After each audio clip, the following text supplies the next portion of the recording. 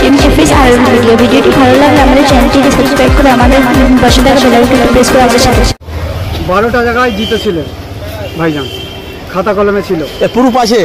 হ্যাঁ, যেভাবে জিতেছিল, যে রাজধানী বাংলাতে চলছে মারধর, আমাকেও থানায় তুলে দেওয়া হয়েছে। শাসনের মাটি থেকে পার্লামেন্টে এমপি যাচ্ছে পিয়ারুল ইসলাম। আরও এই মুহূর্তে সবচেয়ে বড় খবর, আপনারা জানেন যে FS আনারুল মিডিয়া মানুষের কাছে সত্যটা তুলে ধরে।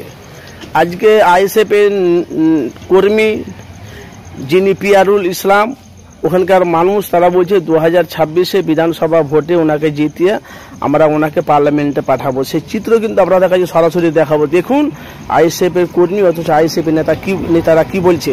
বলছে 2026-এ যেভাবে 2021-এ যে নওশাদ সিদ্দিকী বিধানসভা ভোটে 10 জায়গাতে জিতেছিল, আমাদের কাছে প্রমাণ আছে, সেখানে আমরা একটাই পেরেছি, সেটা হলো ভাঙড়ে। আসুন দেখুন ISF এর কর্মী কি বলছে। আসের বিস্তারিত ভিডিও দেখতে থাকুন, আপনাদের মূল্যবান মতামত জানাবেন। কি বলছো?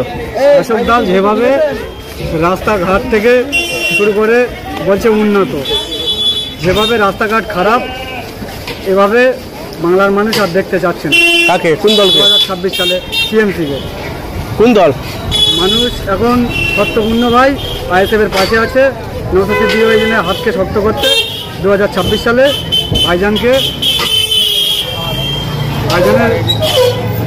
সঙ্গে সাথী MLA-কে ওখানে নিয়ে যাওয়ার চেষ্টা করছে।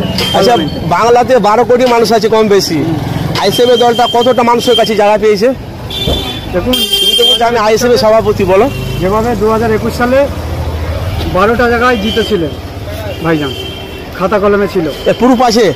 হ্যাঁ, যেভাবে জিতেছিল, যে রাজধানী বাংলাতে চলছে মারধর, আমাকেও থানায় তুলে দেওয়া হয়েছে। শাসন থানা থেকে ঘুরে এসেছি।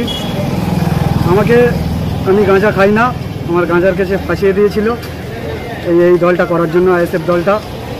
কিন্তু 2026 সালে ভাইজানকে শাসনের মাটি থেকে পার্লামেন্টে এমপি যাচ্ছে পিয়ারুল ইসলাম। আরও